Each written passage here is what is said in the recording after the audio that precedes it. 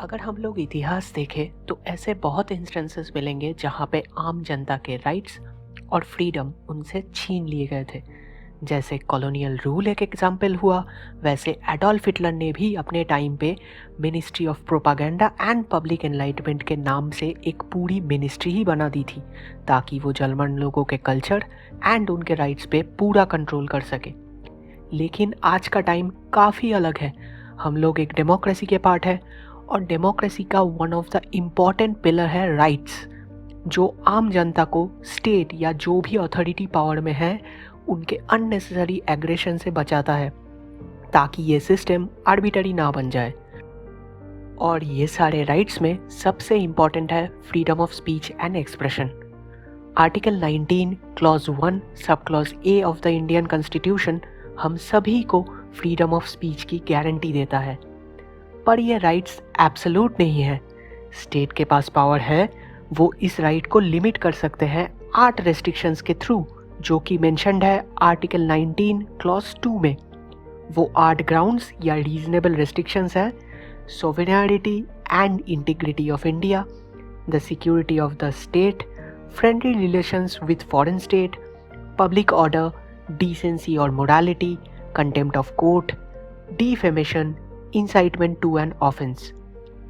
ये सारे रेस्ट्रिक्शंस तो हैं, पर हमारे कॉन्स्टिट्यूशन में या फ्रीडम ऑफ स्पीच के एक्सेप्शंस में कहीं पे भी हेट स्पीच का कोई प्रॉपर डेफिनेशन नहीं है।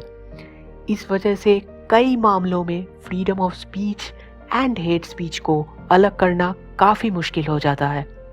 इनफैक्ट हेट स्पीच के अगेंस्ट क्या प्रोविजन लगाया जाए उसमें भी दिक्कत का सामना करना पड़ता है। तो क्या हम हेट स्पीच को बढ़ावा देने वालों को सही तरीके से पेनलाइज नहीं कर सकते?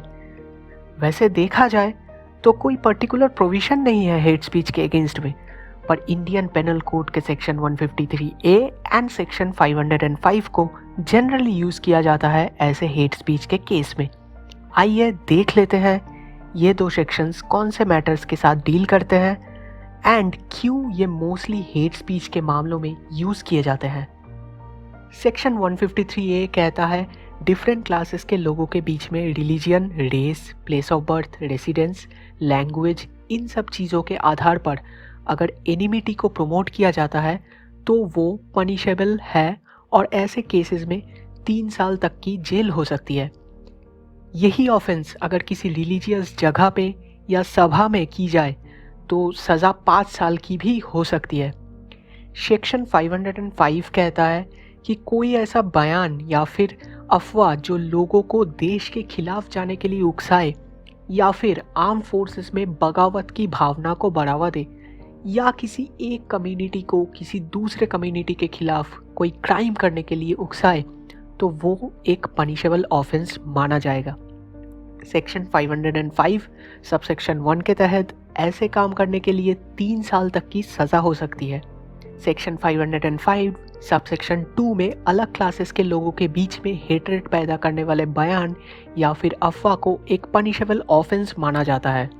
सेक्शन 505 सबसेक्शन 3 में कहा गया है यही सेम ऑफेंस अगर कोई रिलीजियस प्लेस या रिलीजियस सभा में की जाए तो 5 साल तक का जेल भी हो सकता है। पर क्या ये लॉ सफिशिएंट है सभी टाइप के हेट स्पीच के साथ प्रॉपरली डील करने के लिए? 2014 में ऐसा ही एक केस हुआ था, प्रवासी भलाई संगठन versus the union of India. इस केस में ऑनरेबल सुप्रीम कोर्ट के सामने पिटिशनर ने प्रे किया था कि स्टेट हेट स्पीच देने वालों के खिलाफ तुरंत एक्शन ले। ऑनरेबल सुप्रीम कोर्ट ने ऑब्जर्व किया अगर एग्जिस्टिंग लॉज को सही तरीके से इम्प्लीमेंट किया जाए तो काफ़ी हद तक हेट स्पीच के प्रॉब्लम्स को सॉल्व किया जा सकता है। तब भी इस मैटर को लॉ कमीशन के पास रेफर किया गया। लॉ कमीशन को हेट स्पीच का कोई डेफिनेशन बनता है या नहीं उसके बारे में जांच करने के लिए कहा गया और पार्लियामेंट को हेट स्पीच कर्ब करने के लिए रिकमेंडेशन देने की जिम्मेदारी भी दी गई। इसी केस के रिस्पॉन्स में लॉ कमीशन ऑफ इंडिया ने अपने 267 रिपोर्ट में कहा हेट स्पीच एक प्रोवोकेशन या इंसाइटमेंट है जो किसी ग्रुप ऑफ पीपल के अगेंस्ट हेट रेट को बढ़ावा देता है, या तो जेंडर के बेसिस पे या फिर एक पर्टिकुलर रेस, एथनिसिटी या रिलीजन के बेसिस पे। हेट स्पीच का किसी भी टाइप का रिप्रेजेंटेशन, चाहे वो विजुअल हो या फिर ऑडिबल हो, लोगों में वायलेंस को उकसाने का काम करता है। उसी रिपोर्ट में लॉ कमीशन ने प्रपोज किया 2 अलग sections, section 153C and section 505A को आईपीसी में ऐड करने के लिए, ताकि सभी टाइप के हेट स्पीचों को प्रॉपरली क्रिमिनलाइज किया जा सके। लॉ कमीशन ने अपने रिपोर्ट में सरकार के कंसिडरेशन के लिए the criminal law amendment bill 2017 के नाम से एक ड्राफ्ट बिल भी प्रिपेयर करके दिया, जिसमें इन 2 नए सेक्शंस को डिस्क्राइब भी किया गया।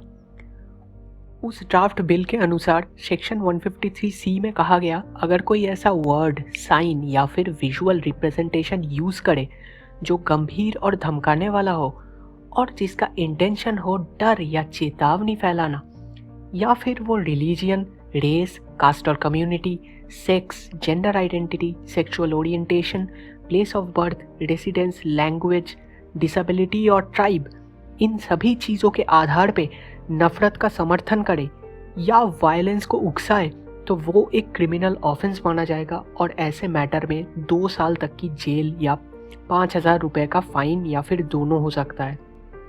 उसी ड्राफ्ट बिल के अनुसार सेक्शन 505A में कहा गया कि कोई ऐसा वर्ड, राइटिंग या फिर साइन जो गंभीर और धमकाने वाला या इंसल्टिंग हो, जिसे कोई भी सुन या देख सके, जो एक डर का माहौल बनाए और जिसका इंटेंशन हो किसी भी आदमी के अगेंस्ट में इलीगल वायलेंस को प्रमोट करना, ऐसे केसेस में 1 साल तक की जेल या 5,000 रुपये का फाइन या फिर दोनों हो सकता है।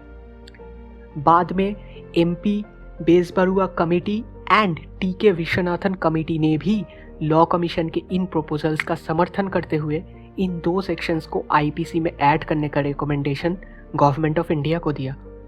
प्रेजेंट टाइम में the committee for reforms in criminal laws इस चीज़ की जांच कर रहे हैं कि कोई और ख़ास चेंजेस की ज़रूरत तो नहीं है इन क्रिमिनल लॉज में, खास करके हेट स्पीच के कॉन्टेक्स्ट में।